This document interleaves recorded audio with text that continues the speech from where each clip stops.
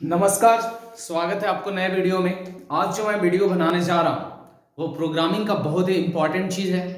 आज जो मैं वीडियो बना रहा हूँ वो लूप पे बना रहा हूँ। आपको पता होना चाहिए कि लूप आप किसी भी प्रोग्रामिंग को पढ़ रहे हो या सी हो, C++, जावा, लूप जो है बहुत इंपॉर्टेंट होता है और इसमें कंफ्यूजन भी होता है, आपको समझना होगा।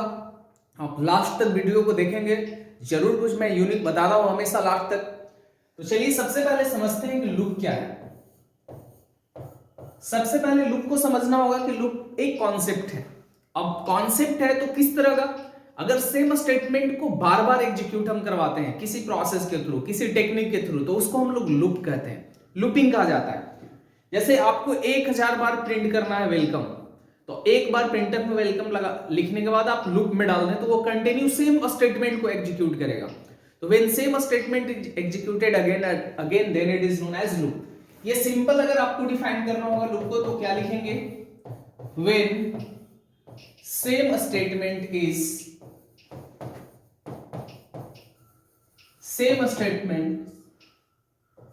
Is executed again and again, bar bar run करता है,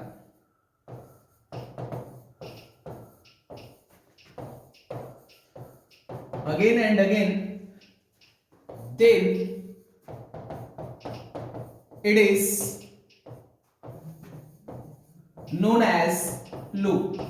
अब देखना लूपिंग का कॉन्सेप्ट इसलिए लगाया जाता है, अभी तक 2 नंबर ले रहे थे इनपुट, 1 नंबर इनपुट ले रहे हैं। अगर मल्टीपल नंबर्स को इनपुट लेना है तो क्या हम मल्टीपल टाइम्स स्कैनफ लगाएंगे, उतना वेरिएबल डिक्लेयर करेंगे? नहीं, हम क्या करेंगे, एक ही वेरिएबल में वैल्यू मल्टीपल स्टोर करेंगे, उसका प्रोसेस करते जाएंगे, उसको लूप में डालकर। तो यहां पे लूपिंग का कॉन्सेप्ट सिंपल सा है कि जो सी प्रोवाइड करता है लूपिंग का कॉन्सेप्ट 3 टाइप्स। अब 3 टाइप्स का लूप का जो कॉन्सेप्ट प्रोवाइड करता है वो देखते हैं वो कौन कौन सा है। और यहां पे तो थोड़ा बड़ा हो जाएगा लेकिन एक एक करके मैं सब पे बनाऊंगा। जैसे मैं बात करता हूं, सबसे पहले जो लूपिंग में आता है फॉर, उसके बाद while, after that do while. बारी बारी से मैं डिस्कस करूंगा। सबसे पहले फॉर के बारे में अगर बात करते हैं तो ये क्या है, एक लूप का टाइप। फॉर क्या है, लूप का टाइप है। अब डिफाइन करेंगे अगर यहां पे फॉर पे, तो ये क्या है, एक लूप का टाइप है जिसके पास 3 एक्सप्रेशन होता है। अब देखेंगे it is a type of loop.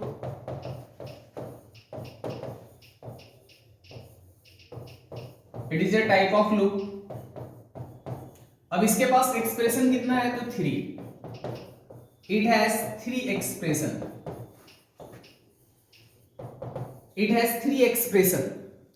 और क्या होता है, तो इसके पास अपना इसका बॉडी स्ट्रक्चर होता है। It has its body structure. अब बॉडी डिनोट किससे करते हैं, तो ओपनिंग एंड क्लोजिंग ब्रैकेट से। यहां पे देखेंगे body of loop is denoted by opening and closing करली ब्रेसेस। बाय डिफॉल्ट कितने लाइन को रीड करता है फॉर लूप, 1 लाइन को। ये बाय डिफॉल्ट कितने लाइन को रीड करेगा, it by default read single line. By default एक ही लाइन को रीड करता है, मल्टीपल नहीं, सिंगल लाइन को बाय डिफॉल्ट ये रीड करेगा। आप समझना सिंपल सी बात कि फॉर लूप के पास 3 एक्सप्रेशन होते हैं। It has its body structure, body of loop is denoted by opening and closing करली braces, it by default read single line. Same if की तरह यहां भी अगर आप ओपनिंग क्लोजिंग नहीं लगाओगे तो एक लाइन का स्टेटमेंट बाय डिफॉल्ट रीड करेगा। अब देखते हैं कि आखिर इसके पास एक्सप्रेशन क्या है, किस टाइप से है। तो आते हैं syntax of for loop. For loop का आप सिंटैक्स देखेंगे और यहां पे फॉर लूप का सिंटैक्स मल्टीपल है। मतलब आप देखेंगे, मैं अभी बता रहा हूं कम से कम 5 टाइप्स का सिंटैक्स बताऊंगा। आप उतना सीखने के बाद और भी आप सिंटैक्स उसमें ऐड कर सकते हैं। देखिए इसका सिंटैक्स जो है, सिंटैक्स 1 यहां पे लिखा 4, चलो एक्सप्रेशन 1 हो गया। यहां पे सेमी कॉलन होगा, एक्सप्रेशन 2, यहां पे एक्सप्रेशन 3, बेसिक यही है, यहां पे स्टेटमेंट्स। तो यहां पे जो एक्सप्रेशन 1 यूज होता है ये इनिशियलाइजेशन है, ये क्या है, इनिशियलाइजेशन है। सेकंड में क्या यूज होता है, कंडीशन, और थर्ड में क्या यूज करते हैं, अपडेशन।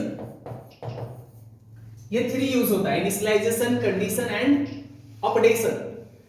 तो अब क्या है कि कोई जरूरी नहीं है कि हम इनिशियलाइजेशन, कंडीशन, अपडेशन को एक ही लाइन में लिखें। अगर यहां पे एग्जांपल आप देखेंगे तो यहां पे मैंने लिख दिया 4 i = 1 इनिशियलाइजेशन हो गया, सेमी कॉलन, उसके बाद चलो फिर से राइट करते हैं, समझ, i = 1, i <= 5, i++। अब इसके बॉडी में सपोज मैंने लिख दिया printf /n, चलो होस्ट राइट कर लो, होस्ट। तो अब कोई जरूरी नहीं है कि तीनों एक्सप्रेशन यहां पे ही लिखे, हम इसे बाहर भी लिख सकते हैं। जैसे आप देखो एग्जांपल 1 तो आपने देख लिया, ये क्या करेगा, होस्ट को 5 टाइम्स प्रिंट करेगा, या %di लगा दोगे तो 1 2 3 4 5 भी प्रिंट करेगा। आप देखना यहां पे, समझना बारीकी से इसको, सेकेंड एग्जांपल दे रहा हूं और इसको समझोगे आप। इनिशियलाइजेशन को हम बाहर भी तो कर सकते हैं, जहां पे डिक्लेयर करेंगे वेरिएबल, जहां पे आप वेरिएबल डिक्लेयर करोगे। जैसे एग्जांपल में मैं और लिया यहां पे एग्जांपल, int i = 1, यहां पे लिख दिए 4, लेकिन यहां पे i = 1 नहीं लिखेंगे, जैसे यहां पे i = 1 लिखा है मैंने। आप यहां पे क्या करोगे, सेमी कॉलन लेकिन देना होगा, ये सेमी कॉलन है। After that i <= 5, i++। By the way हम लोग यहां पे लिख दिए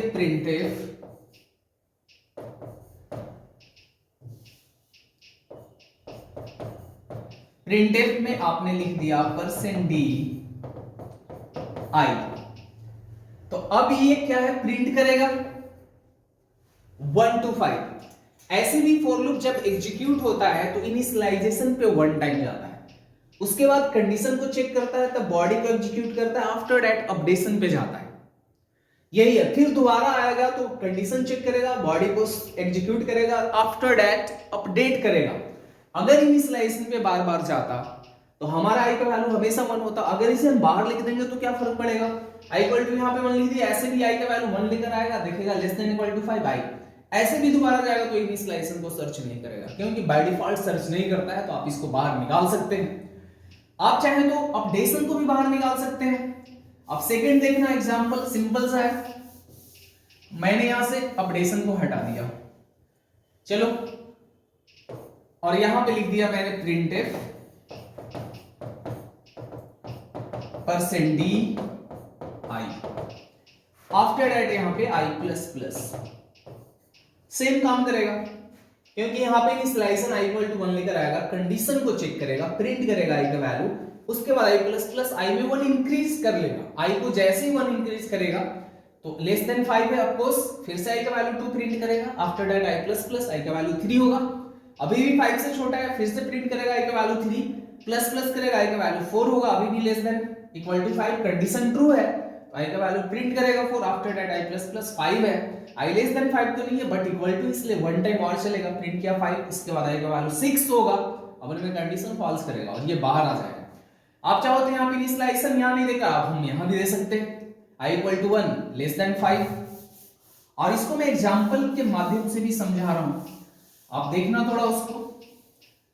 जैसे आप चाहें तो यहां पे हम i = 1 नहीं दिए, सिंपल i डिक्लेयर किए, सेमीकोलन दे दिए, और i = 1, i <= 5, और आप अपडेशन यहां भी दे सकते हैं, printf %d i और i++। देखना इस टाइप से मल्टीपल सिंटैक्स है, तो पिछले बार हमने इसको बाहर किया था i को। अब देखना ये भी होता है कि एक फॉर लूप के अंदर i = 1 है ना, एक बार दो चला सकते हो, i = 1 और j = 5। देखना वो कैसे होता है, आप सिंपल सा देखो, अब यहाँ पे मैं दो वेरिएबल लिया, बहुत इंपॉर्टेंट चीज बता रहा हूं मैं, आप समझना, इस पे गौर करना।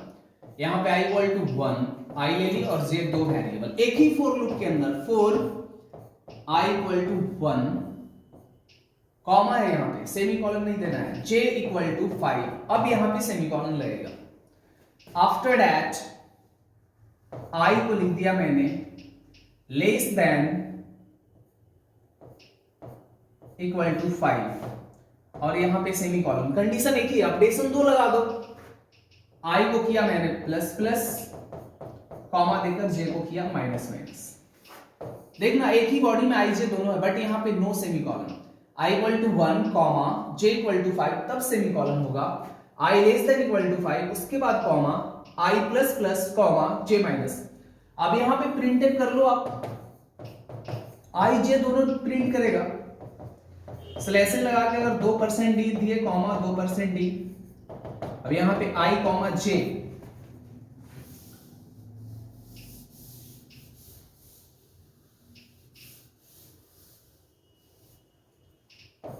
और सेमीकोलन। और जब ये एग्जीक्यूट होगा तो कैसे प्रिंट करेगा, 1 2 3 4 5 और उस साइड में प्रिंट क्या करेगा 5 4 3 2 1। अगर मैं यहां पे सेमीकोलन नहीं दिया तो बताओ इसका आउटपुट क्या होगा, आप मैसेज में करेंगे।